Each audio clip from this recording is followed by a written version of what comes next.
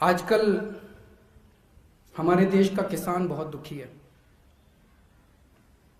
70 साल से सभी पार्टियों ने मिलकर किसानों को धोखा दिया। कभी कहते थे तुम्हारा लोन माफ करेंगे, किसी ने लोन माफ नहीं किया। कभी कहते थे तुम्हारे बच्चों को नौकरी देंगे, किसी ने नौकरी नहीं दी। पिछले 25 साल में बताते हैं 3.5 लाख किसान आत्महत्या कर चुके हैं देश के अंदर। किसी ने किसानों की सुध नहीं ली।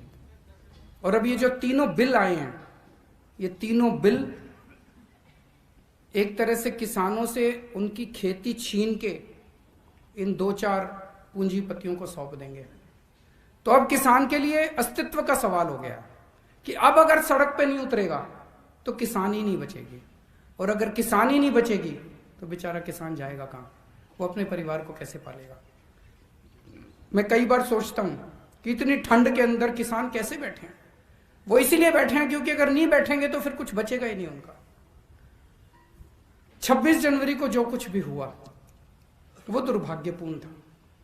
जो हिंसा हुई वो दुर्भाग्यपूर्ण थी। जो भी उसके लिए जिम्मेदार हैं, और जो जिम्मेदार हैं वो जिस तरह से फर्जी केस पे केस लगा रहे हैं वो नहीं, जो भी उसके लिए असल में जिम्मेदार हैं, जो भी पार्टी उसके लिए असल में जिम्मेदार है, उसको सख्त से सख्त सजा मिलनी चाहिए। लेकिन उस दिन हिंसा हुई, इस वजह से किसानों के मुद्दे नहीं खत्म हो गए। मुद्दे आज भी बरकरार है। जिस मुद्दों की वजह से वो 60 दिन से बेचारे बैठे हैं, वो मुद्दे नहीं खत्म हो गए। कह रहे हैं अब तो आंदोलन खत्म। आंदोलन कैसे खत्म? वो किसानों की जो दुखती समस्या है वो तो आज भी है। तो वो आंदोलन खत्म नहीं हो सकता, वो उनके मुद्दे खत्म नहीं हो सकते। और जिस देश का किसान दुखी है वो देश कभी भी सुखी नहीं हो सकता। हम सब लोगों को मिलके किसानों का साथ देना है। अपने अपने इलाके में अहिंसा पूर्वक, शांति पूर्वक सबको साथ देना है।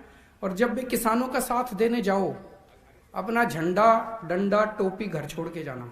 वहां हमें पूरे गैर राजनीतिक तरीके से एक आम आदमी बन के जाना है। इस देश का एक आम नागरिक बन के जाना है। वहां पे कोई राजनीति नहीं करनी उसके साथ।